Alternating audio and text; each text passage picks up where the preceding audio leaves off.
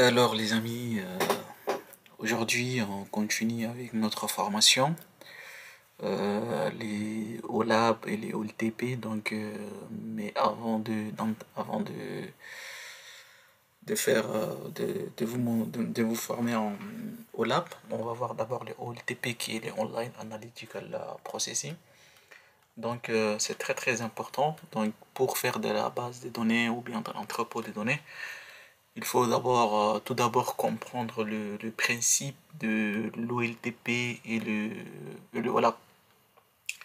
Et surtout, OLAP, c'est OLAP qui est beaucoup plus orienté data warehouse et orienté tout ce qui est analyse en fait, d'accord? Mais le OLTP, n'est rien d'autre qu'une base de données justement transactionnelle. Maintenant, on va définir un peu le OLTP. Les OLTP ici, c'est les Online Transaction Processing. Donc, est un type de système informatique conçu pour gérer un grand nombre de transactions en temps réel. Donc, les systèmes OLTP sont principalement utilisés pour des applications transactionnelles. Et quelles sont les applications transactionnelles? Donc, bien avant, puisque à l'époque, quand il y a eu l'invention ou bien la création d'une base de données, il n'y a pas ce qu'on appelle le OLAP. OLAP, justement, il est venu après le OLTP.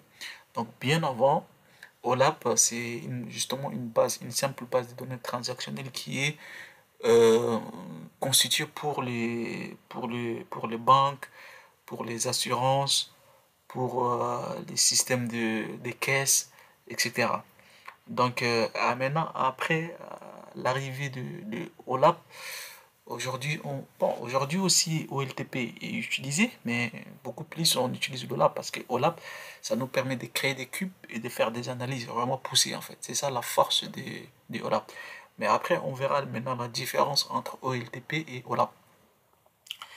Donc justement, les systèmes OLTP sont principalement utilisés pour des applications transactionnelles qui nécessitent des mises à jour fréquentes, bien évidemment, comme les systèmes de gestion des bases de données, les SGBD ou les SGBDR.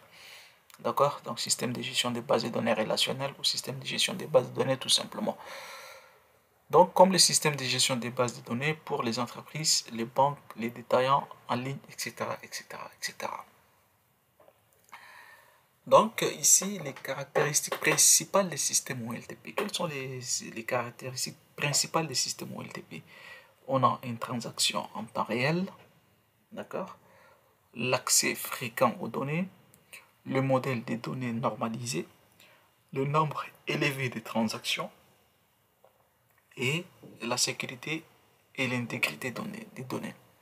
Qu'est-ce que cela veut dire transaction en temps réel? Les transactions en temps réel, c'est-à-dire que ici les systèmes OLTP, d'accord, sont conçus pour exécuter des transactions rapidement et en temps réel. C'est ça ce que cela veut dire transaction en temps réel. Donc, une transaction dans ces contextes, on peut dire c'est une unité de travail logique. D'accord? Par exemple, comme l'ajout, la mise à jour ou la suppression d'un enregistrement dans une base de données. C'est ça, ça fait partie de tout ça dans le réel. Donc, une transaction dans ce contexte, on peut dire c'est une unité de travail logique. Exemple comme on va ajouter au niveau de la base de données, ajouter une ligne, on va supprimer une ligne ou on va enregistrer une ligne, d'accord? Donc c'est comme on peut faire la mise à jour.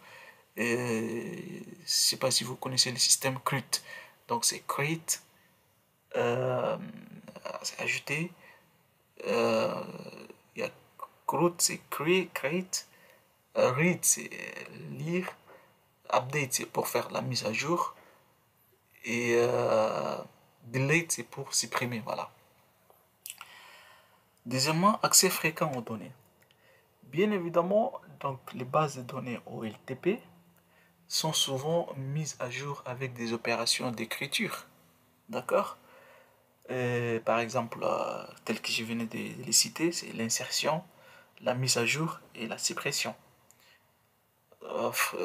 Et l'accès fréquent aux données, donc c'est pour Comme je vous ai dit, on peut faire des insertions, des mises à jour, des suppressions. Donc, maintenant, contrairement au lab, qui est Online Analytical Processing, donc qui se concentre principalement sur les lectures et les analyses. Donc, notez bien que les OLAP se concentrent beaucoup plus sur la lecture et l'analyse des données. Mais le OLTP, l'accès fréquent aux données, c'est beaucoup plus pour les insertions, les updating, donc la mise à jour et la suppression. Donc c'est ça ce que cela veut dire, accès fréquent aux données. Les modèles de données normalisés. Qu'est-ce que cela veut dire les modèles de données normalisés? Donc c'est-à-dire que les systèmes OLTP utilisent des modèles de données très normalisés pour minimiser la redondance. D'accord? La redondance des données et maximiser l'efficacité des écritures. Donc les OLTP, on peut dire qu'ils minimisent un peu la redondance, c'est-à-dire la répétition. Dans une base de données, on peut trouver par exemple des colonnes qui se répètent, tout ça en fait, c'est ça la redondance. D'accord? Donc, OLTP, le modèle des données normalisées, donc, minimise la redondance et maximise l'efficacité des écritures. Plus la redondance elle est minimisée, plus on peut, plutôt moins la redondance elle est minimisée, plus on peut maximiser l'efficacité des écritures. D'accord? Et il y a le nombre élevé des transactions. Qu'est-ce que cela veut dire le nombre élevé des transactions? C'est-à-dire un système, un système OLTP est conçu, d'accord, pour gérer un grand nombre de transactions simultanément, c'est-à-dire en même temps. Ces transactions sont généralement courtes et impliquent des modifications rapides des données. C'est ce que cela veut dire nombre élevé de transactions. Maintenant, sécurité et intégrité des données. Donc, les systèmes OLTP, on peut dire, nécessitent des mécanismes, d'accord, robustes, d'accord, pour garantir la cohérence, la durabilité et la récupération des données. En cas de panne, bien évidemment, un système peut tomber en panne. Donc, du coup, il faut qu'il y ait une cohérence, il faut qu'il y ait une durabilité. C'est ça que cela veut dire sécurité et intégrité de données. Maintenant, si le système est tombé en panne, donc s'il y a la cohérence, s'il y a la durabilité, on peut récupérer en fait. On peut récupérer les données, d'accord, en cas de panne. Et aussi, notez bien que le base de données OLTP utilise souvent les concepts comme les transactions acides.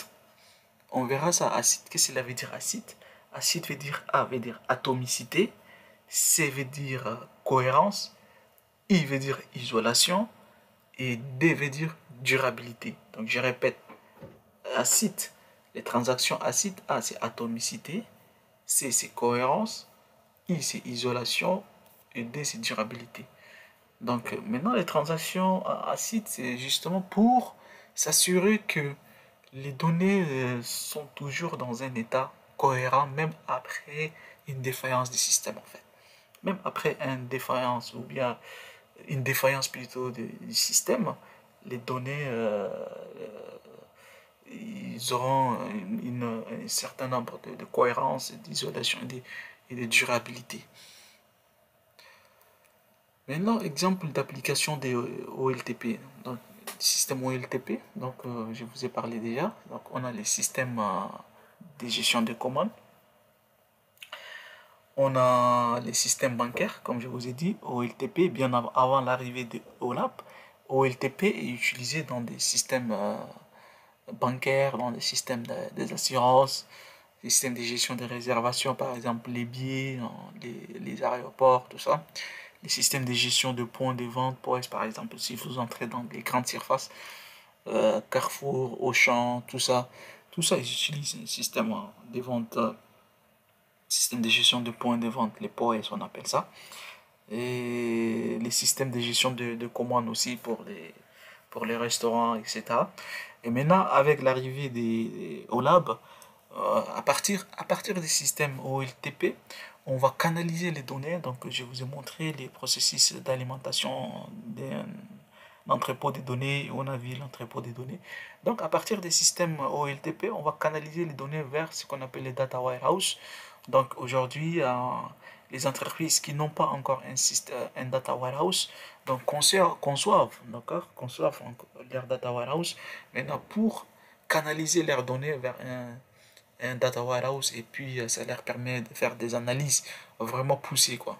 C'est ça l'objectif des LULAP en fait, contrairement au LTP. Donc maintenant, comme les systèmes de gestion de commandes, par exemple, lorsque vous passez tout ça, en fait, voilà, ça c'est ça l'exemple d'application de OLTP. Donc ici, les transactions ACID dans les systèmes OLTP. Donc j'ai expliqué. Les systèmes OLTP donc, doivent suivre les principes ACID pour garantir l'intégrité des transactions. On a l'atomicité, la cohérence, l'isolation et la durabilité. C'est ça ce que cela veut dire ACID. Et ça, c'est un petit schéma pour vous expliquer. Ça, c'est le OLTP. Le OLTP n'est rien d'autre que c'est justement une base de données SGBD ou SGBDR. Maintenant, on va canaliser les données qui se trouvent dans notre SGBDR vers notre data lake ou data warehouse. D'accord? Donc, maintenant, qu'est-ce que cela veut dire atomicité en fait? L'atomicité ici, par exemple, une transaction doit être tout ou rien en fait. C'est ça, cela veut dire. Une transaction doit être tout ou rien. Soit elle est tout, soit elle est rien. Par exemple, si une partie de la transaction échoue, si une partie en fait de la transaction échoue, l'ensemble de la transaction doit être annulé. C'est pourquoi on a dit cette transaction-là, elle doit être tout ou rien. Maintenant, si la transaction, une partie de la transaction échoue, l'ensemble de la transaction doit être annulé. C'est ce qu'on appelle le rollback. On verra ça au niveau des systèmes, voilà, les rollbacks. Donc, si juste une partie de la transaction elle échoue, l'ensemble de la transaction est annulé. Donc, ce qui garantit en fait que la base des données ne se retrouve jamais dans un état partiellement modifié en fait. C'est ça ce que ça veut dire atomicité. Et qu'est-ce que cela veut dire cohérence? Maintenant, une transaction doit amener la base de données d'un état cohérent, d'accord, à un état cohérent aussi. D'un état cohérent à un autre état cohérent. Une transaction, en fait. Une transaction, d'accord, dans un système OLTP, une transaction doit amener la base des données d'un état cohérent à un autre état cohérent. Donc, justement, en respectant ce qu'on appelle les règles définies. Et quelles sont les règles définies? On avait déjà vu au niveau des MERIS. Les règles définies, par exemple, les clés primaires, excusez-moi, les clés étrangères et surtout, les contraintes d'intégrité. C'est ça la cohérence. Surtout les contraintes d'intégrité. D'accord? L'isolation. C'est quoi l'isolation? Par exemple, on peut dire que les opérations des différentes transactions doivent être isolées les unes des autres. Donc, c'est-à-dire quoi? C'est-à-dire que les transactions en cours, d'accord? Les transactions en cours ne doivent pas interférer entre elles, même si elles s'exécutent simultanément. C'est ça, ça veut dire l'isolation. C'est que les transactions ne doivent pas s'interférer entre elles, même si elles s'exécutent simultanément, c'est-à-dire en même temps. Qu'est-ce que cela veut dire durabilité? Maintenant, une fois qu'une transaction est validée, c'est-à-dire on a fait un commit, c'est ça la validation, donc ces effets doivent être permanents, même en cas de panne de courant ou des défaillances du système. C'est ça la durabilité du système, donc les modifications doivent être enregistrées. Par exemple, si on est en train de faire une transaction et que la transaction elle est validée et que même il y a eu une panne fait, coupure de courant ou bien l'ordinateur, quelque chose en fait, une panne. Donc, il faut que les modifications doivent être enregistrées. C'est ça la durabilité. Maintenant, les avantages de OLTP. Quels sont les avantages de OLTP? Parmi les avantages, il faut qu'il y ait la rapidité. Il faut que les systèmes OLTP soient rapides. Il faut que les systèmes OLTP soient fiables et cohérents. C'est ce que je viens d'expliquer, la cohérence. Et la réactivité. Donc, ces petits schémas nous expliquent, ça c'est les OLTP, comme je vous ai expliqué la fois, précédemment. Donc ici, on a une base de données OLTP, une base de données OLTP et une base de données OLTP. Donc ça c'est Oracle, ça c'est MySQL, ça c'est Postgres. On peut avoir aussi du SQL. Donc maintenant, en faisant le processus ETL, on va canaliser toutes ces données-là vers notre entrepôt de données. Et maintenant, la force de l'entrepôt de données, c'est l'OLAP. Et avec l'OLAP, on peut créer des cubes. Et en créant des cubes, on peut faire des analyses.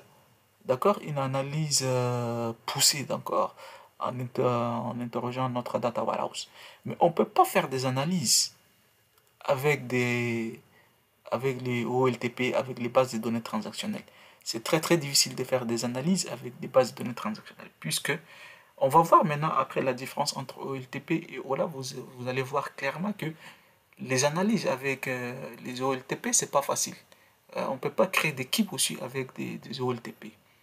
Donc c'est ça la différence entre OLAP et OLTP. Donc la rapidité, c'est quoi? Donc cela veut dire que les systèmes OLTP donc, doivent être optimisés pour des transactions vraiment rapides et, et fréquentes. Donc ce qui maintenant rend les environnements à fort volume des transactions. La fiabilité et cohérence. Qu'est-ce que cela veut dire fiabilité et cohérence?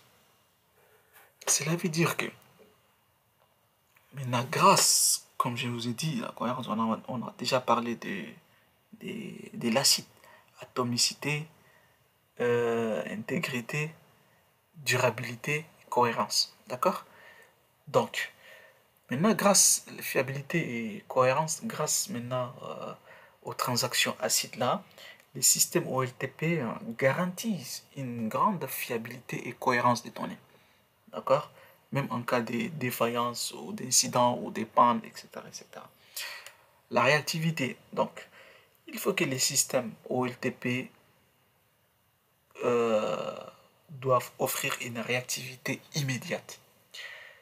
Donc, ce qui est essentiel pour les applications critiques en temps réel, comme les systèmes de réservation ou les systèmes bancaires. Par exemple, quand vous voulez réserver un billet d'avion, un billet de train, un billet de bus, il faut que les systèmes soient vraiment réactifs. C'est ça la réactivité.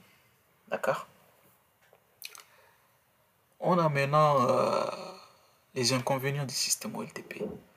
Donc, parmi les inconvénients, on peut citer des moins adaptés à l'analyse, donc j'ai déjà expliqué. Avec les systèmes OLTP, on ne peut pas faire des analyses. Ça, c'est un inconvénient. C'est vraiment, ça fait partie de l'inconvénient. On ne peut pas faire des analyses. Donc, pour faire des analyses poussées avec le OLTP, c'est pas possible. Donc, il faut maintenant migrer vers ce qu'on appelle le OLAP. Donc, il faut créer un entrepôt de données. Après avoir mis en place un entrepôt de données, il faut créer des cubes pour faire des analyses poussées. Donc, le besoin matériel élevé. Donc, le besoin matériel élevé, ici, on peut dire, en raison maintenant de l'exigence en matière de vitesse et de fiabilité, les systèmes OLTP peuvent nécessiter des configurations matérielles coûteuses en fait. Donc, ça coûte, notamment pour assurer la haute disponibilité et la tolérance au panne en fait. Donc, en résumé, les systèmes OLTP sont essentiels dans de nombreuses industries pour gérer des transactions fréquentes en temps réel, comme les achats en ligne, les opérations bancaires et les systèmes de gestion des stocks. Ils garantissent également la rapidité, la cohérence et la fiabilité des données, tout en prenant en charge des milliers, voire des millions de transactions simultanées. Cependant, ils ne sont pas optimisés pour des analyses complexes. Voilà. Donc, les systèmes OLTP ne sont pas du tout optimisés pour des analyses complexes. Maintenant, pour des analyses vraiment complexes et poussées, il faut OLAP. Donc, qui sont plutôt prises en charge par des systèmes OLAP, Online Analytical Processing. Et on verra après OLAP.